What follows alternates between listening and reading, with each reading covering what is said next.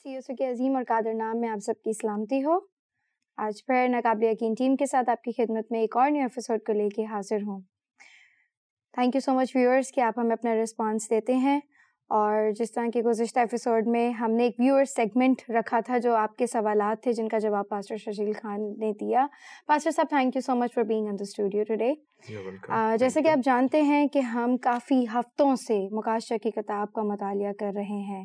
पहले हमने मोहरों के बारे में सीखा, अब हम नरसिंगों को आपके सामने खोल रहे हैं ताकि आपको पता चले और आपके इल्म में इजाफा हो कि आखिरी ज़माना में क्या होने को है। और अगर जैसा कि आप देख सकते हैं कि वो असरात अब भी हैं और पास्ट में भी हो चुके हैं, हाल में भी वही है और फ्यूचर में भी होने को है। इसीलिए आपको पहले से आगाही दी जा रही है कलाम मुक़द्दस में से कि आप कलाम मुक़द्दस की इन गहरी अमीर बातों को सुने और उनको अपनी ज़िंदगियों में अमली जामा बनाएं। पास्टर साहब, जैसा कि हम अपनी सीरीज़ को कंटिन्यू करते हैं कि हम 5वें नरसिंगे के बारे में हम सीख रहे थे। इससे कबल कि हम इसको आगे बढ़ें, एक सवाल है हमारे व्यूअर की तरफ से, वो है कि हमने तो 13वीं आयत से सीखा, बल्कि हम पीछे अगर थोड़ा सा जाएं तो हम बादशाह टिड्डियों के बारे में देखते हैं और आगे जब हम चलते हैं तो हम 13वीं आयत से छठे नरसिंगे के बारे में सीखते हैं। तो सर, जैसा छठे नरसिंगे में जैसे आयत में लिखा गया है कि और जब छठे फरिश्ता ने नरसिंगा फूंका तो मैंने उस सुनहरी कुर्बानगाह के सींगों में से जो खुदा के सामने ऐसी आवाज़ सुनी। मतलब सर, हम देखते हैं कि तबाहियां तो हो रही हैं, लेकिन अब एक सुनहरी कुर्बानगाह, सुनहरी मीन्स गोल्डन, और हम इसको एक कहा जाए तो हम अगर हम आगे थोड़ा सा फ्यूचर को देखते हैं तो रॉयल्टी को देखें, मतलब एक सुलह का पैगाम। अब हम जिस तरह देख रहे हैं कि बस जब हम आगे फ्यूचर को स्टडी करते हैं इस मुसीबत ज़माना से गुजरने के बाद, तो तभी हम देखते हैं सोने की सड़कें होंगी। ठीक है, तो वो हमें एक खुशगवार जिंदगी की अलामत देता है। तो सर, यहाँ पे सुनहरी कुर्बानगाह से क्या मुराद है? शुक्रिया बेटे। इसमें जो आपका क्वेश्चन है एक्चुअली वो ये है कि सुनहरी कुर्बानगाह पीस को रिप्रेजेंट करती है या सुलह को। एग्जैक्टली मतलब क्या ये वार्निंग है कि कोई कुछ होने को है या फिर पीसफुल? क्योंकि देखिए, हमने पहले तबाहियां देख ली हैं। बिल्कुल ठीक। तो एक तरफ आवाज सुनना, एक और आवाज आना, क्या वो आवाज सुलह की तरफ तो नहीं है? ठीक है। एक्चुअली बेटे इसमें देखें कि जब उसने नरसिंगा फूका तो मैंने उस सुनहरी कुर्बानगाह के सींगों में से जो खुदा के सामने है ऐसी आवाज सुनी। कुर्बानगाह यानी वहां कुर्बानी दी जाती, सही, सबसे पहली बात। फिर सुनहरी होना पीसफुल होने की बात नहीं। गोल्डन कभी भी जरूरी नहीं कि हमेशा वो पीस या सुलह को जाहिर करे, अमन को जाहिर करे, जरूरी नहीं। वो जाहिर करता है बादशाहत को। सही, जो जैसे आपने खुद कहा कि वो रॉयल्टी को जाहिर कर रहा है, वो रेक्सेस को जाहिर कर रहा है, उसमें बादशाहत है, मलूकियत है। लेकिन वहां पर साथ ही जहां बादशाह होता है, अमन हो सकता है वहां हो, लेकिन उसके साथ जजमेंट भी होती।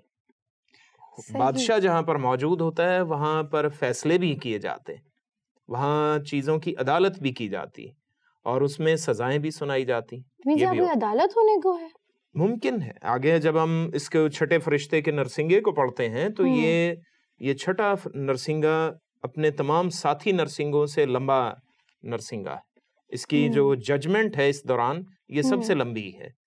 ये दूसरे तमाम वाकयात से बड़ा वाकया है, इसमें वकूफ पजीर होगा। लेकिन सुनहरी कुर्बानगाह ये जाहिर कर रही है कि दुनिया की बाकी तमाम कुर्बानगाहों से कोई बरतर कुर्बानगाह है, कोई बुलंद पाया है, कोई अच्छी कुर्बानगाह है और उसमें कोई कुर्बानी मौजूद है। और लिखा है कि उस सींगों में से आवाज आई। सुनहरी कुर्बानगाह में से आवाज आ रही, जिसके माना ये है कि उसमें कुर्बानी मौजूद है, जो कुर्बानी की आवाज आ रही। सही। अब ये कुर्बानी जो जाहिर कर रही है, ये खुदावंद यीशु मसीह की अज़ली कुर्बानी को जाहिर कर रही है, जो उसने हमेशा के लिए अबदी कुर्बानी दे दी थी, उसकी आवाज आ रही है। वो ये कुछ फरमा रहा है, वो खुदा की तरफ से दी गई कुर्बानी है, वो आला तरीन अफजल तरीन कुर्बानी है। उससे बड़ी कुर्बानी कोई हो नहीं सकती, ना कभी होगी, ये कन्फर्म है। अब वहां से ये कह रहा है کہ اس فرشتے جس کے پاس نرسنگا تھا کوئی کہہ رہا ہے کہ بڑے دریا یعنی فرات کے پاس جو 4 فرشتے بندھے ہوئے ہیں انہیں کھول دے۔ اب اس قربان گاہ کے بارے میں اب اس سے آگے جو پروناؤنسمنٹ ہے ایکچولی جو بیان یا اعلان کیا جا رہا ہے وہ پھر ججمنٹ کی طرف ہی لے کر جا رہا ہے۔ تو سر مجھے بتائیں کہ پہلے سے وہاں پہ 4 فرشتے موجود تھے؟ ایگزیکٹلی وہاں موجود ہیں، وہ بندھے ہوئے ہیں، یعنی وہ اپنے خاص کام کے لیے اپنی جو جاب ان کی دی گئی ہے، یہ یوحنا رسول نے مکاشفہ کی کتاب آج سے تقریباً 2000 سال پہلے لکھی ہے۔ صحیح۔ تو اس وقت بتا دیا گیا کہ وہ فرشتے وہاں موجود ہیں، اس وقت سے، ہاں، یعنی اس وقت لکھ دیا گیا کہ وہ فرشتے بندھے ہوئے ہیں، ٹھیک ہے؟ تو مطلب یہ ہے کہ وہ فرشتے پہلے سے بندھے ہوئے ہیں۔ صحیح۔ خدا کا جو منصوبہ ہے وہ ازلی منصوبہ چل رہا ہے اور اس میں یہ ساری سچویشن پہلے سے موجود ہے، اس کے مطابق وہ فرشتے چاروں بندھے ہوئے۔ پھر بیچ میں دریائے فرات کا یعنی بڑے دریا کا نام اسے دیا گیا۔ بڑا دریا اسے کیوں کہا گیا ہے؟ یہ پیدائش کی کتاب سے اس کا آغاز ہوتا ہے۔ باغ عدن سے جو 4 دریا نکلے تھے ان میں سے ایک دریا فرات بھی تھا، صحیح، ٹھیک ہے، اور دوسرے کا نام دجلہ ہے۔ اب وہ دونوں دریا اور باقی جو 2 دریا تھے وہ اب نظر نہیں آتے دنیا میں، لیکن جب ہم سائنٹیفکلی اس کی اسٹڈی کرتے ہیں تو ہمیں پتہ چلتا ہے ناسا کے کچھ جو ہے وہ سیٹلائٹس نے زمین کی تہہ کی لاوا کی فوٹوگرافس کھینچنے کے لیے فوٹوگرافس لیں، تو انہیں عراق اور اس کے ارد گرد کے علاقوں میں قریب ترین وہاں پر زمین کے نیچے بہت گہرائی میں انہیں 2 دریاؤں کے بیڈز نظر آئے تھے، وہاں پر انہیں رستے نظر آئے۔ انہوں نے جب اس کو جانچ کیا تو انہیں کنفرم ہوا کہ یہ وہ دریا جو 2 دریا باغ عدن سے نکلے تھے وہ 2 دریا تھے، صحیح، جن کا ہمیں ابھی نہیں پتا، ہاں، جو ابھی دنیا میں موجود نہیں۔ اب اس کے بارے میں دنیا کہتی جی وہ جب باقی 2 دریا موجود ہیں تو وہ زمین پر کیوں موجود نہیں؟ اب وہ خدا نے ان کو جان بوجھ کر ان 2 دریاؤں کو زمین پر رہنے دیا، فرات اور دجلہ کو، تاکہ گواہی ہو کہ خدا کا کلام بائبل مقدس سچی ہے۔ اور وہ دونوں غرق ہو گئے، جو باقی 2 دریا تھے۔ وہ کیوں غرق ہو گئے؟ کیونکہ باغ عدن بھی غرق ہو گیا تھا گناہ کے بعد۔ تو اس وقت جتنی بھی سچویشنز تھیں وہ ساری کی ساری باغ عدن کے گناہ کے بعد وہ سب زمین کے اندر اتر گئے۔ صحیح۔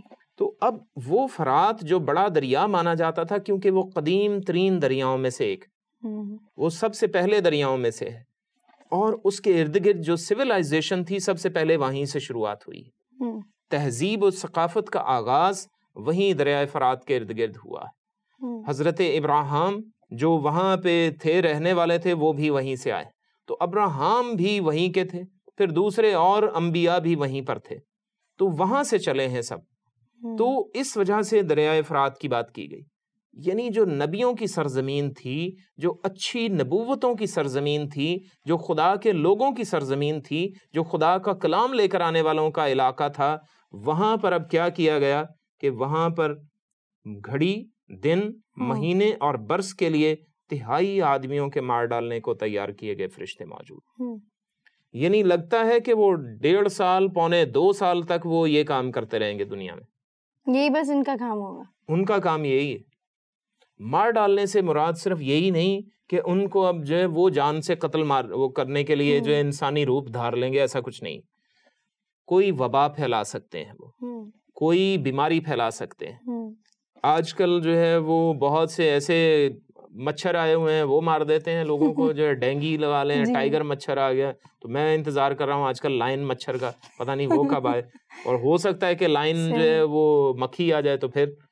تو یہ سچویشن جو ہے وہ یعنی کسی بھی طرح سے یہ خدا کی طرف سے قہر نازل ہونے والی بات، کہ خدا ان لوگوں کو تیار کر رہا ہے کہ لوگ جو ہیں وہ ذہنی طور پر تیار ہوں کہ خدا کی طرف رجوع لائیں گے یا نہیں۔ ہمیشہ خدا نے انسان کے سامنے دو راستے رکھے ہیں، چناؤ انسان نے کرنا ہے، صحیح، کہ وہ اچھائی کا چناؤ کرے یا برائی کا چناؤ کر لے۔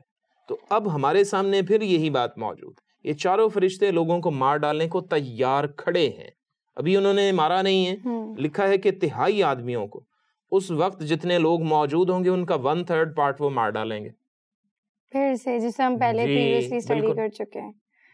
لیکن لوگوں کا جو بھروسہ جو توکل ہوگا وہ کس پر ہے، یہ اہم بات، وہ آگے چیزیں ان کے بارے میں وضاحت دی گئی. تو ہم آگے جس میں دیکھتے ہیں اس 16ویں آیت کو، تو لکھا ہے اور فوجوں کے سوار شمار میں 20 کروڑ تھے.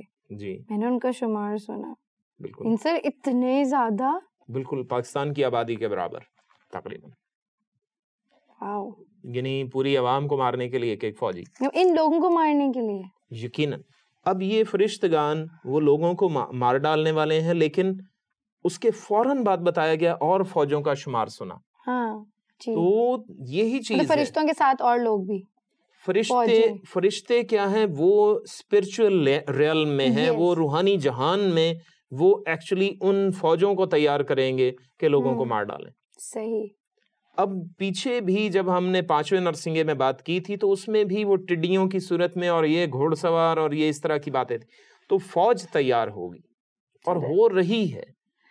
لوگوں کو اتنا تیار کیا جاتا ہے فوجوں میں. دیکھیں امریکہ میں، چائنا میں اور بڑے بڑے ممالک میں، سپر پاورز میں فوجیوں کی ٹریننگ اس طرح سے کی جاتی ہے کہ ان کو کلنگ مشینز کے طور پہ تیار کیا جاتا ہے. کلنگ مشین. اور کچھ ایسے ممالک ہیں جہاں پہ انہوں نے اپنے فوجیوں کے لیے ایک اسپیشل ڈپارٹمنٹ بنایا ہے جہاں پہ وہ خاص لوگوں کو چنتے ہیں اور ان کا نام ہی کلنگ مشین سیکٹر ہے یا کلنگ مشین ڈپارٹمنٹ ہے. وہ بے رحم، بے جذبات اور جو ہے وہ بالکل جذبات سے عاری قسم کے لوگ ہوں گے.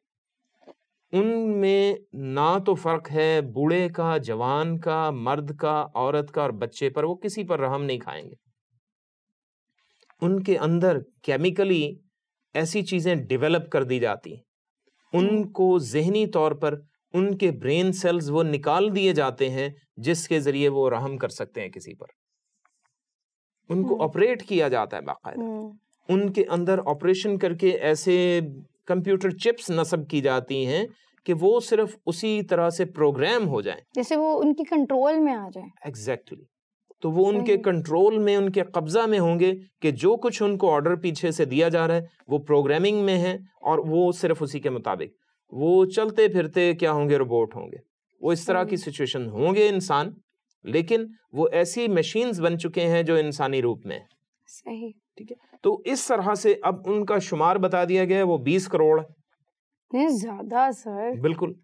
اور میں نے تو کسی ملک کی جو ہے فوج کی تعداد آج کل پڑھی ہے، وہ واقعی 20 کروڑ بھی ہے. 20 کروڑ جی. اس کا مطلب ہے وہ اس وقت کے لیے تیار تو نہیں ہو رہے. ممکن ہے، کہہ سکتے ہیں. اب جو ہے وہ ایسا یعنی سچویشن آنے والی ہے کہ دنیا کو جو ہے وہ ہر گھر کے باہر ایک فوجی کھڑا ہو سکتا ہے. اگر باہر نکلیں گے بغیر ان کی اجازت کے تو گولی مار دیں گے. صحیح. تو یہ سچویشنز ہیں.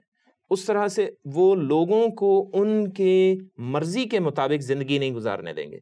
لوگوں کو زندگی گزارنی ہے ان کے مطابق، ان فوجوں کے مطابق، ان کی زندگیوں کے مطابق وہ کس طرح سے زندگی بسر کرتے ہیں، تاکہ لوگ کیا کریں، وہ ان کی مرضی کے مطابق چلیں. وہ لوگوں کو کہیں گے کہ ابھی آپ کے کھانے کا ٹائم ہے تو وہ کھا سکتے ہیں، سونے کا ٹائم ہے تو سو سکتے ہیں، اگر آپ شاپنگ کرنا جانا ہے تو اس ٹائم جائیں گے، اگر آپ نے کلب جانا ہے تو اس ٹائم جا سکتے ہیں. سارے ورکرز جو ہوں گے ان سب کو ایک اسکیجول دیا جائے گا، ان کو ایک ٹائم ٹیبل مہیا کر دیا جائے گا کہ آپ اس کے مطابق چلیں گے. آپ اس سے ذرا سی روگردانی کیجئے، آپ کی موت کنفرم ہے. یہ سچویشن ہونے والی ہے. اور اس سب کے لیے اور بہت سی آگے وضاحتیں دیکھیے کہ کیا موجود ہے. سر ہم جب ان کے بارے میں اسٹڈی کرتے ہیں تو سر ان کا فزیکل اپیرنس جس کے بارے میں بتایا گیا ہے جی جی کہ جیسے، اور مجھے اس رویا میں گھوڑے اور ان کے ایسے سوار دکھائی دیے جیسے، یا اگر ہم دیکھیں تو سر یہ ان کو پھر بختر پہنایا گیا جیسے ہم 5ویں نرسنگے میں دیکھتے ہیں، لیکن یہ جو بختر ہے وہ آگ ہے اس میں. بالکل. اور اگر دیکھیں اور سنبل اور گندک کیسے تھے، اور ان گھوڑوں کے سر ببر کیسے تھے، اور ان کے منہ سے آگ اور دھواں اور گندک نکلتی تھی. صحیح. سر مطلب فرشتوں کے بارے میں بھی ہم نے دیکھا ان کا پیرنٹس جو ہے. اب سر میرے ذہن میں نا اس کو اسٹڈی کرتے ہوئے ایک بات آ رہی تھی، وہ یہ تھا کہ پرانے وقتوں میں یا ہم ایکشنز جس طرح ہم ڈراماز یا کچھ دیکھتے ہیں تو اس میں بتایا جاتا ہے کہ پرانے وقتوں میں کہ انسانی چہرہ اور بدن جو ہے وہ بالکل ہی اینیمل جیسا ہے, جانوروں جیسا. تو مطلب سر پرانے وقتوں میں یہ اب ذہن میں آیا ہے کہ ایک فرکشن میرے مائنڈ میں بن گیا کہ اچھا یہ تو گاڈیسز ٹائپ تو نہیں ہے, تو یہ یہاں پر بھی ایسا ہے. لیکن سر میرے لیے یہ تھوڑی سی عجیب بات تھی, کیونکہ اگر میں اپنے آپ کو اس زمانے میں رکھوں, خدا نہ کرے, لیکن اگر میں اپنے آپ کو اس وقت سوچوں تو سر میں تو جیتے جی انسان تو ویسے ہی مر جاتا ہے. جی وہ بالکل. یہ دیکھیے کہ یہ ایکچولی سچویشن جن کے بختر آگ اور سنبل اور گندھک کے سے تھے, یعنی ایسے سوار دکھائی دیے. آج کل جو فوجوں کے پاس ہتھیار ہیں, آپ ان کو اگر تھوڑا سا اسٹڈی کریں ان کے بارے میں, تو آپ انٹرنیٹ پہ چیک کر سکتے ہیں کہ آپ ان کا لباس دیکھیں, ان کے چہرے, ان کے منہ ڈھکے ہوئے ہوتے ہیں فوجیوں کے. ان کے پاس جو گنز ہوتی ہیں وہ آگ اگلنے والی ہیں. ان کے پاس جو گنز ہیں, یا ان کے پاس جو ہے ٹینک بھی تو موجود ہے, ان کے پاس ایسے کیننز موجود ہیں, ایسی توپیں موجود ہیں جو آگ اگلتی ہیں. صحیح, ٹھیک ہے. اور گنز موجود ہیں, اس میں سنبل ہے, گندھک ہے, سلفر ہے, میگنیشیم ہے.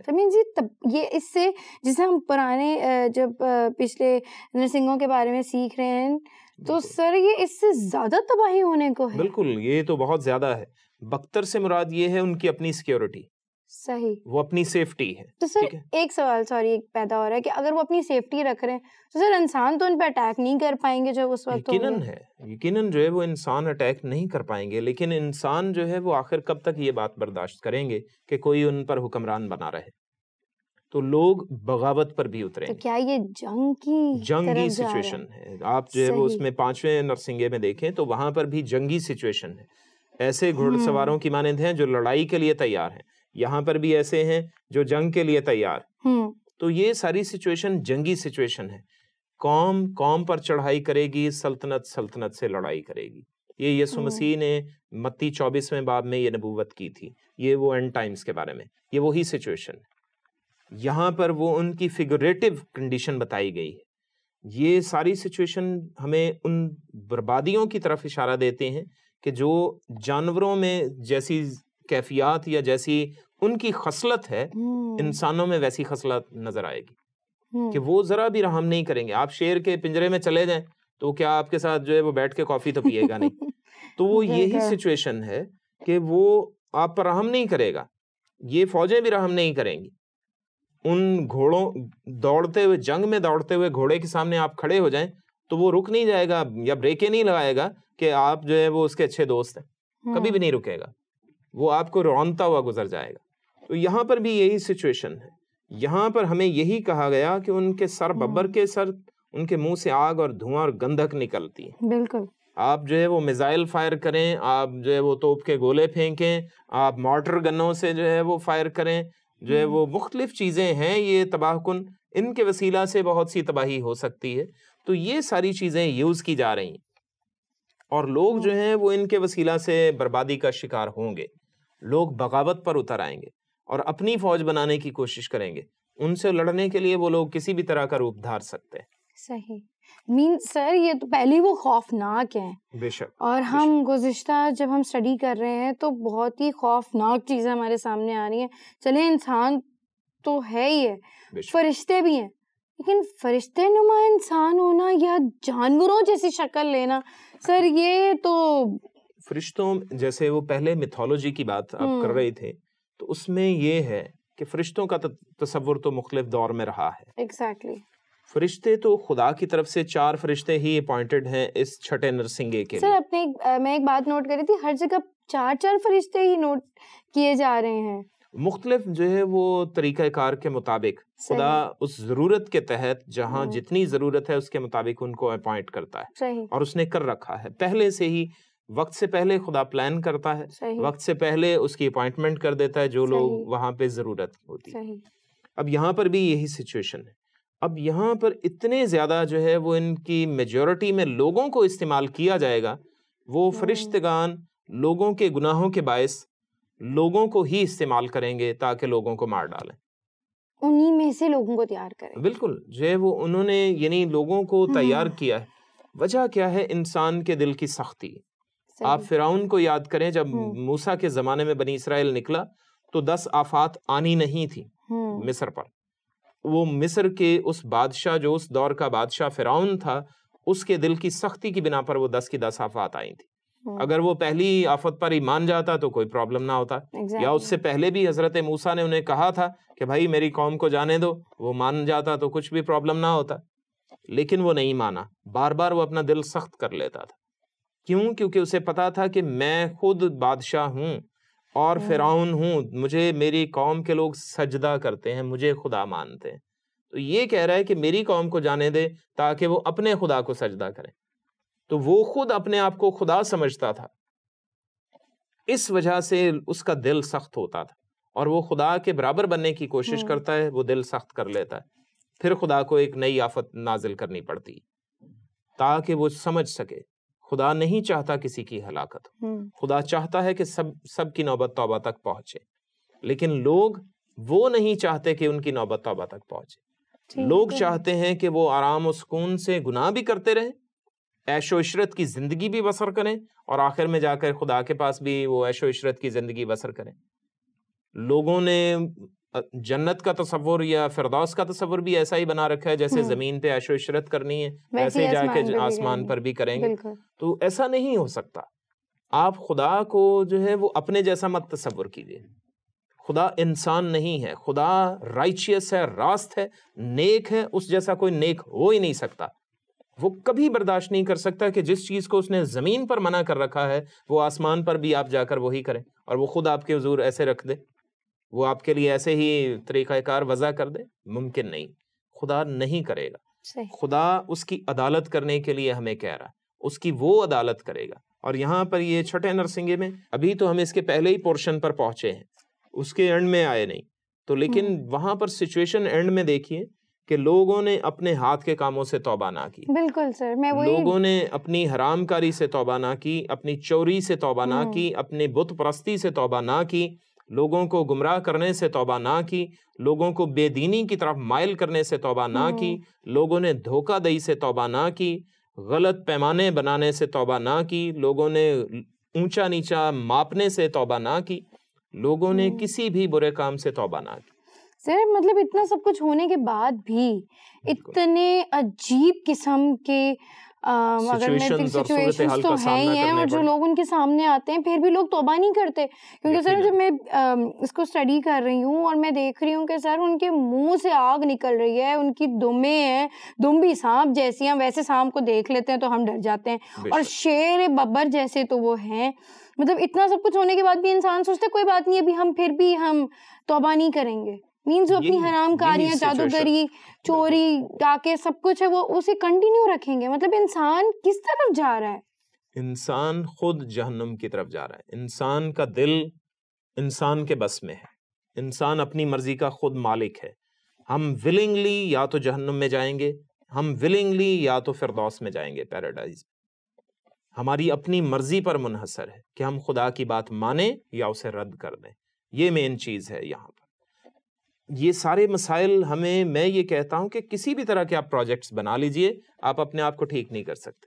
سر مینز ہم موروں میں دیکھا, ہم نے نرسنگوں میں دیکھا, اب آ کے مطلب ایک حیرانگی کی بات ہے, اتنی تباہی سے گزرنے کے بعد بھی انسان یہ سوچ نہیں رہا کہ میں اس تباہی میں ہوں اور مجھے اپنے آپ کو بدل دینا چاہیے, پھر بھی انسان بدل ہی نہیں رہا. یقیناً میں نے تو پہلے آپ سے کہا کہ دیکھیے, ہم اگر کسی پاس بیٹھے ہوئے شخص سے, اگر دوست سے بھی بات کریں تو اس کو اگر کلام کی سچائی بتائیں تو وہ اس کو ماننے کو جلدی تیار نہیں ہوتا. وہ الٹا آپ پر ناراض ہو سکتا ہے, اور آپ کے حلقہ احباب, آپ کے سٹاف ورکرز یا اس